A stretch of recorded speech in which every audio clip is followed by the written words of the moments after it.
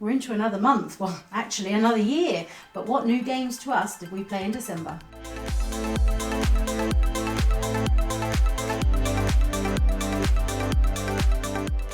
Happy New Year, everyone! Well, we played lots of board games in December as usual.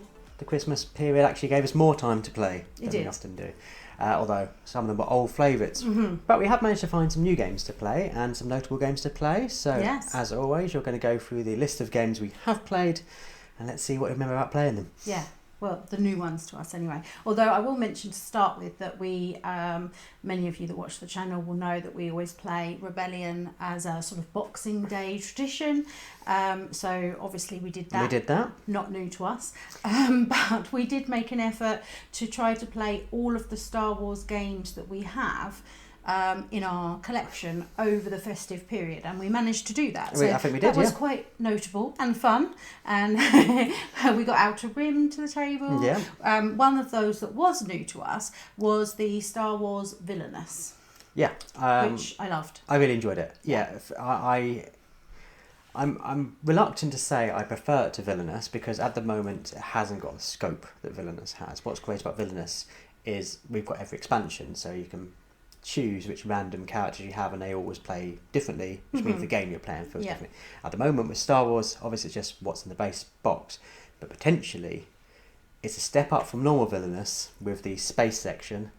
There's another kind of currency you can use, and I think both of those are going to make it kind of a slightly more complicated and therefore slightly better for us, Villainous.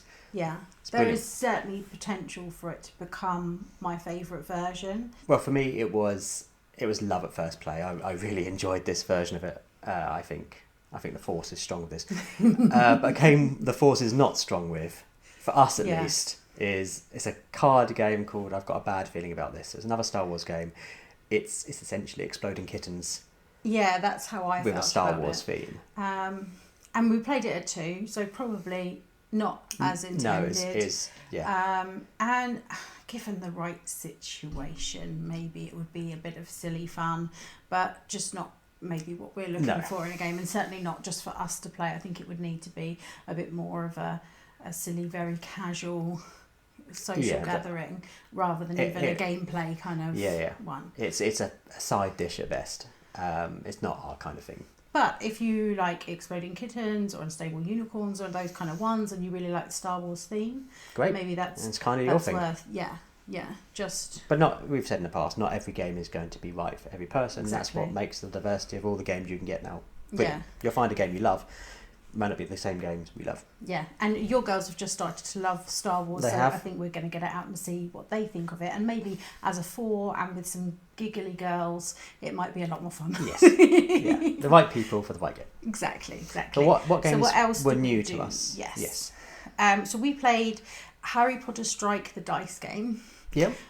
Which was quite fun. You sort of are throwing the dice into the centre of the bowl, and with the Harry Potter version, the dice sides, instead of just having the X and some numbers, they have different sort of spell symbols on them. So when you get the matches, different spells sort of kick off, or it gets frozen in there, or different things happen. You get to remove a dice if you have a certain thing. You have everyone chuck in a dice. Yeah, I quite liked Wingardium Leviosa. It was fun to shout the spells. Because you could put the dice in and like had to tower them up in the middle. Yeah. And then that was great fun when you then managed to hit the tower and get it to sort of come over. Yeah. I'd never played Strike before, so this is my kind of, and we did play it with the Strike rules initially, where we're using the spells just as getting matches and colour.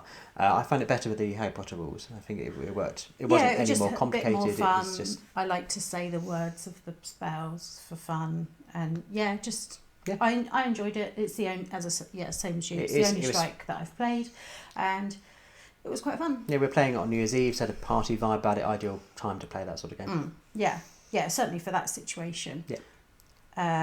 Another one that we have played that was essentially one of your daughter's presents for Christmas was Rush Hour.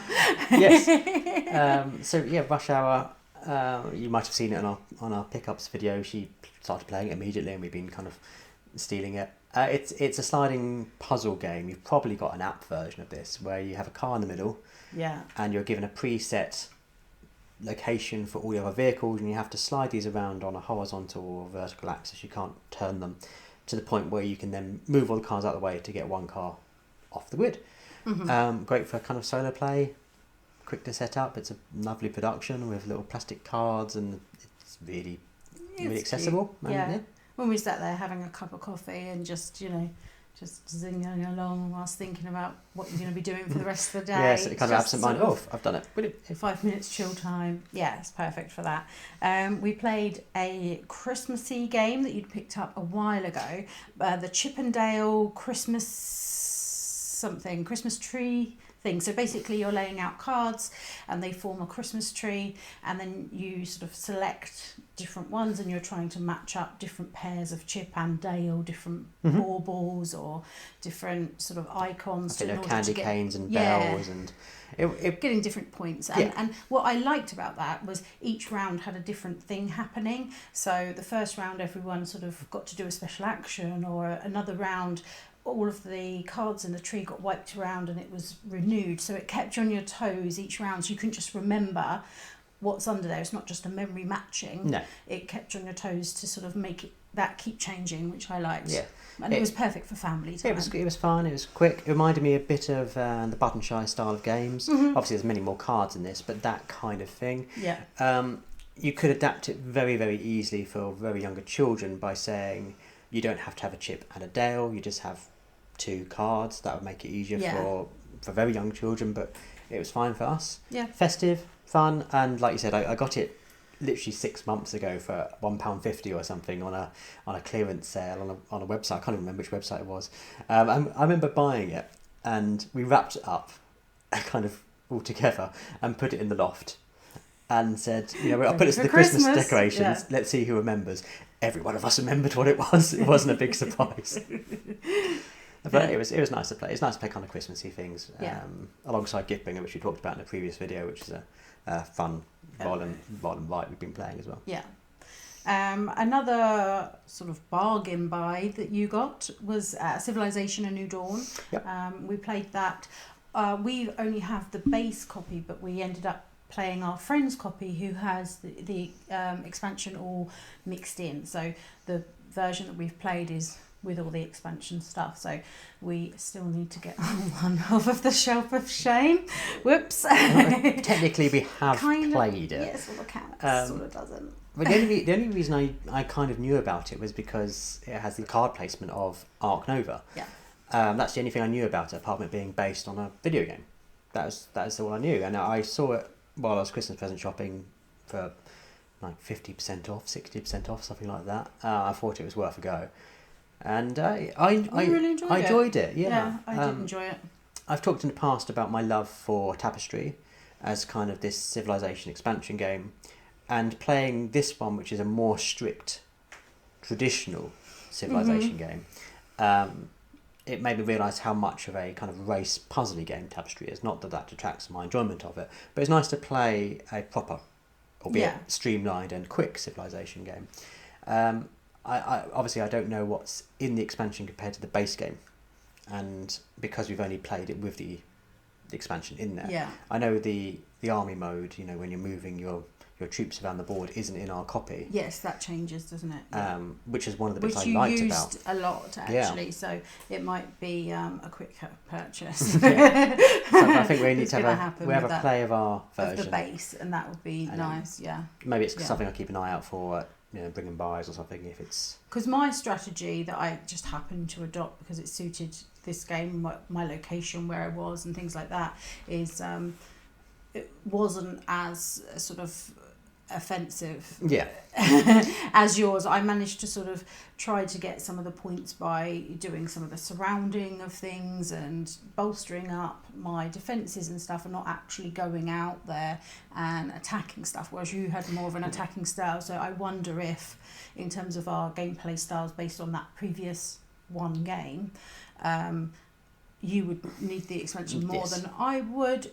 But obviously, you play another game, you have a different leader that does something different, that moves you, you're in a different area of the board, or someone expands closer to you, or the barbarians are closer, then that will change everything, and we might want that. So we'll see. I really like the way How we the board expanded though. It felt very much like exploration of this world. Yeah. It was great to see the way things were slotting together, and we've had obviously a quite big map by the end of it. 4 of us are playing.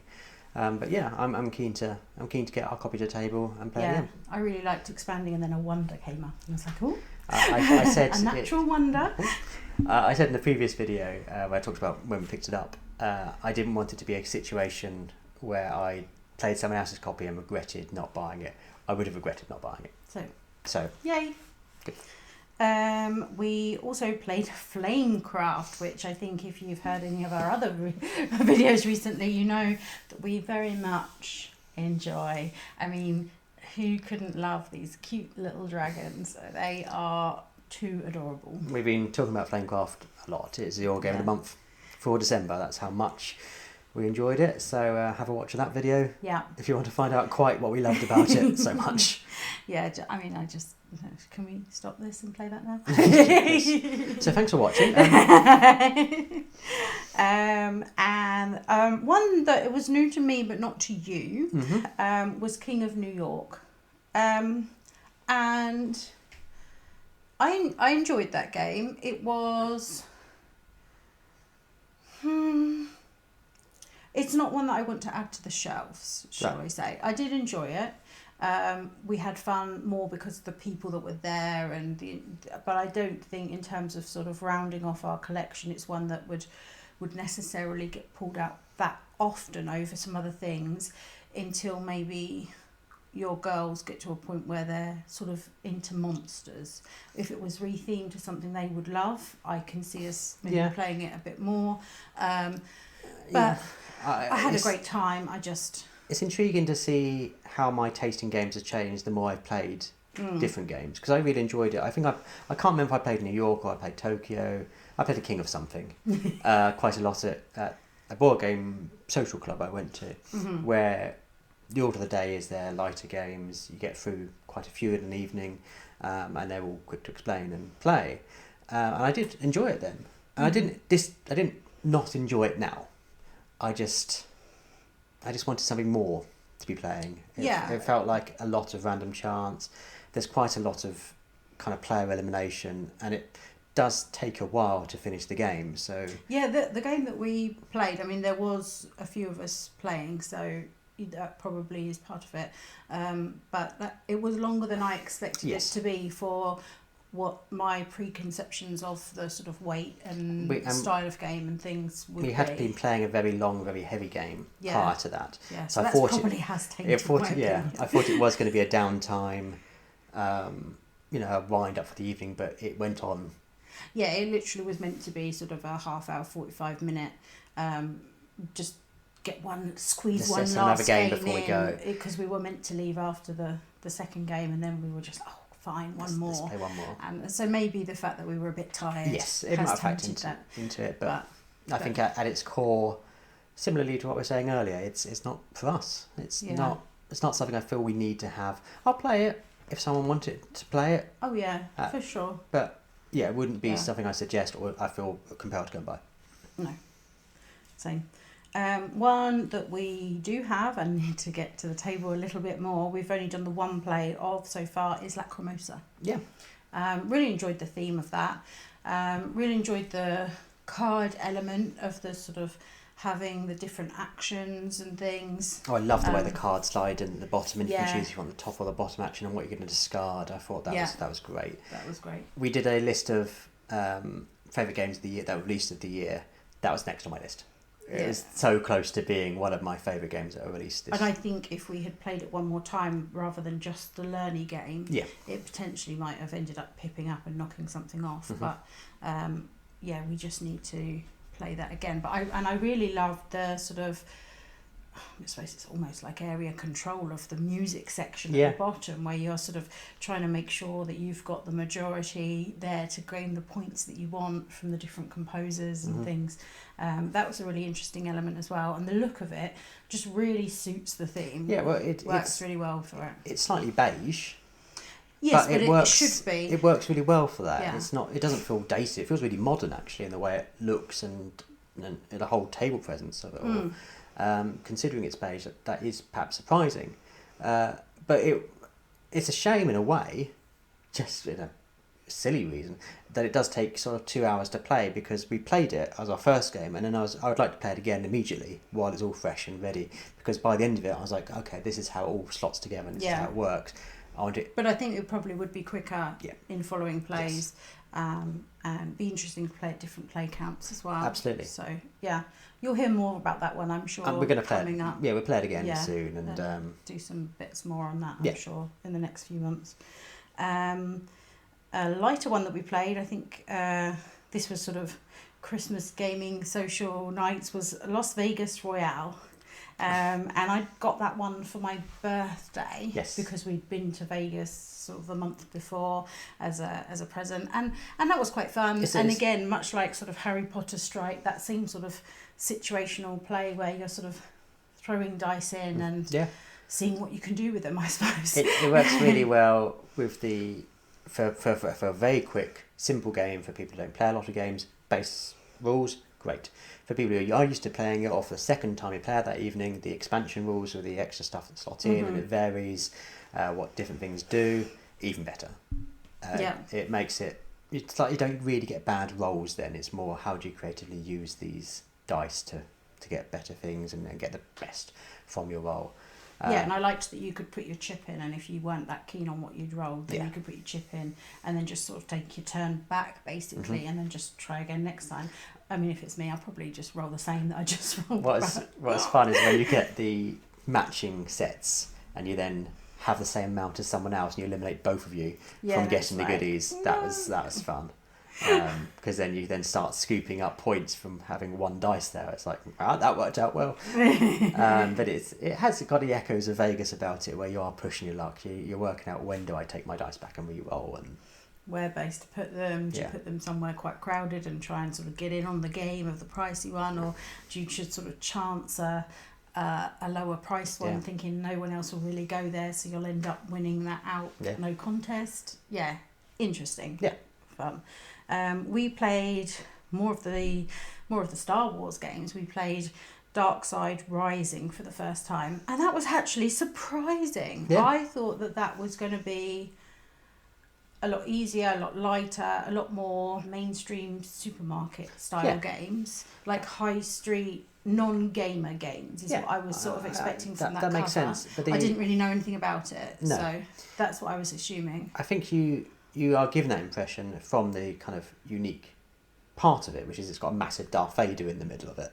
And if it didn't have that, and you'd start thinking this is more of a complicated game, because it has got essentially a miniature in the middle that you're just turning. It's just an aesthetic touch, lovely aesthetic touch. There's a lot to it, but that makes it look slightly toyish.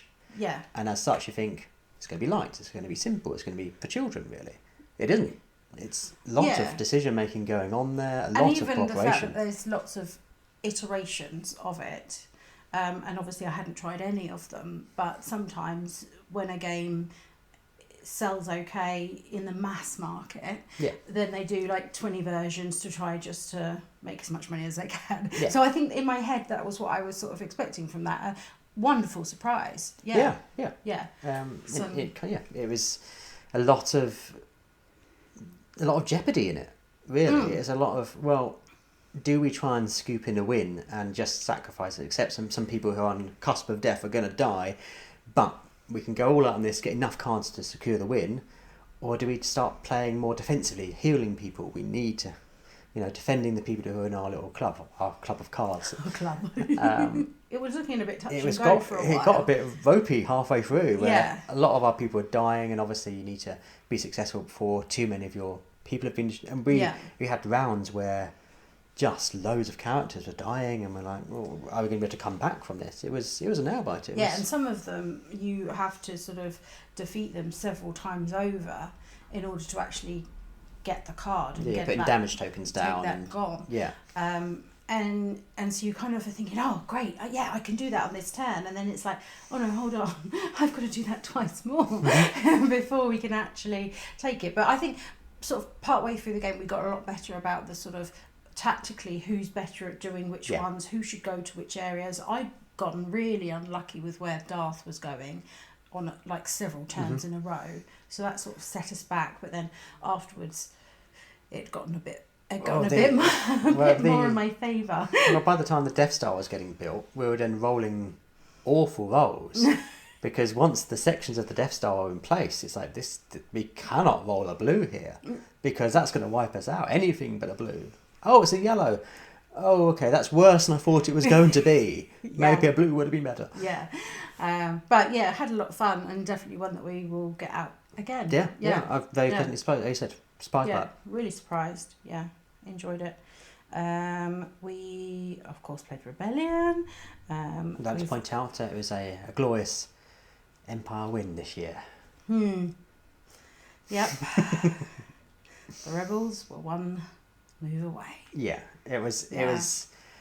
I had two choices basically to move my camp, and that would have been feasible, and obviously not knowing what cards that you'd already had or whatever. One of them I thought that you might have seen because of your movement previously, so I chose the other, and you had a lot of defences next door to that, but I was kind of hoping that I'd sort of sneak under the radar.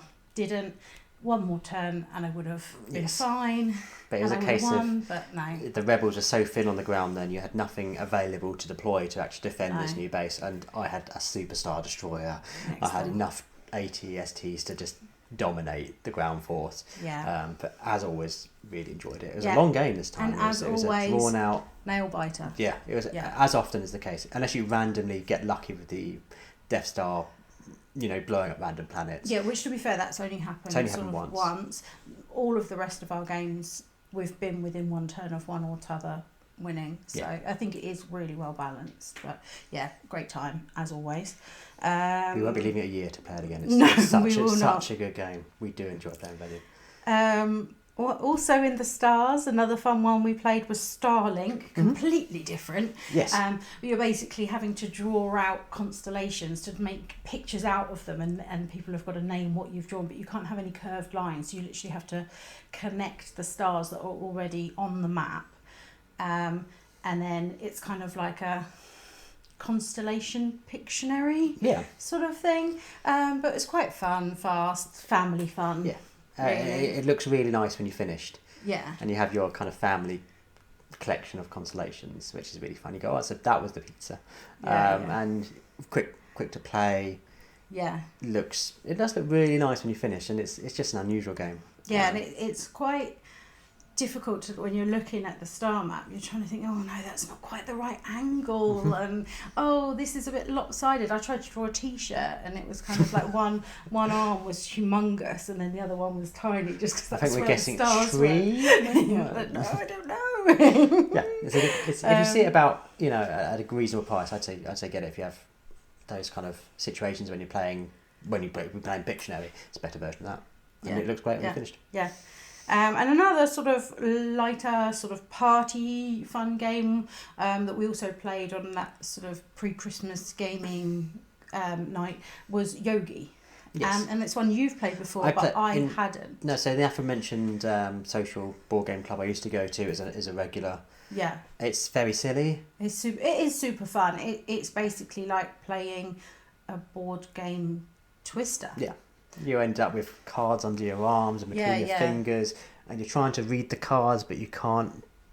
You're trying to get one from the thing with your left hand up and a card between your fingers, and you head to there, and you're still trying to get the other card out, because the other arm is out of order. Yeah. And so it's basically contortionist gaming, and just if you want a lot of giggles. Yeah, so hilarious. Like the other stuff by Bez Games. And she does some incredibly fun, silly games worth looking into if you have that kind of party vibes. But obviously you need to be comfortable making a bit of a spectacle of yourself, and amongst friends. Exactly. But yeah, a lot of fun and laughter out of that. And one completely the opposite type of thing. We did a long gaming, which sort of technically not published game that was sort of a friend doing a hybrid of a few games to try to get a gaming experience that he was looking for. So it's Stratac Normandy, and he's basically used varying elements of different things to try to recreate the Normandy landing. So he's used the board of the Longest Day, some bits and bobs from Axes and Allies, and then some game mechanisms from Project Elite. Yes. To try to make a whole different game that does something else. And I think we'll have some more content coming up from that game day. If that doesn't make a great deal of sense, you'll be able to see it more in action. Yeah. You know, when we do release this video, please ignore the fact we're wearing Christmas jumpers. Yeah, it was pre-Christmas. So that'd be why we're wearing. We've been busy. We've been festive and doing other things. But yeah, so look forward to a video on Stratac. Yeah, interesting to do something like that, something very different to the type of normal gaming that we have done. It was a really fun experience. Yeah. And, you know, the guy who designed it and put it all together, you know, admits it wasn't as fluid and streamlined and perfect as he wanted it to be, but it was a fun kind of experiment. I'm pleased to be part of it. And if you are interested in that sort of design element and the ideas and things like that, when we post our video for that, we will also link to his video, which talks about why he was doing it, what his thoughts on the design had been, and you can always subscribe to his channel to talk about different designs that he's got a Kickstarter will be launching at some point. Really interesting channel if you're interested in kind of game design and thought processes that go into creating games. And he readily admits when things don't work, which is really great. It's nice to see the construction lines and see, you know, how great games are made. Well, we might as well tag him in this one as well. That's it. That was all the new games for December. We had the opportunity to get lots of the kind of favourites out, which was nice. Yes, definitely, yeah. And obviously that was your New Year's resolution, was to play more of our favourite games more regularly. Yeah, so and I've done a few challenges and things on our BG stats in the hope to try to do that. So I've named a few that we didn't play enough this year specifically for a challenge. I've done things like an alphabet challenge or a try number of plays and lots of different things. And we might not manage to do all of the challenges that I've sort of signed myself up for on BG Stats. But I think it will help us try to you know, get some down enough. I mean, Dune Imperium for starters, up here, looking lovely. We are yet to play the expansion, which makes me super sad because it's one of our favourites. Yeah. And I know that I'm going to like it even more with that. Well, so it's similar to Arnak. To do that. We'd kind of reached a point where we played it so much we needed new bits to it. Got the expansion for that, loved it once, like a rejuvenated love for it. So yeah, if we already have a great kind of base level love for Dune Imperium, having extra bits in it's going to take it up a notch. So you know, going forward in these videos, it's going to be more of a focus on new and noteworthy. It won't be as many games that are new to us, perhaps, but it might be returning favourites we talk about less frequently. Yeah. So keep that in mind when you join us in what we played in January. Yes, and what we did in 2021 is we had a board game calendar, and there was a game which was one of our favourites that we had to pay for a specific month. So we might do something like that and incorporate that into this sort of monthly roundup. Did we play one from the calendar? What did we think of that? And that would always be a returning favourite. Yeah. So we'll see. So yeah, join us and see if any of those things actually happen. Actually last a month, or if we throw that out pretty much immediately. But as always, if you've enjoyed what we're doing and you're new to us, there's that subscribe button. Give it a tickle. And the bell for notifications of the new videos that come up. And do, of course, comment, have you played any of these games? Do you have suggestions for us based on whether we liked or disliked any of these ones? We love to hear from you. And don't forget, our top 50 is out there for you to watch. Beaving away, and so you've already seen some of those, but yeah, building up towards the best games ever in our there. So yeah, thank you as always for watching. Bye.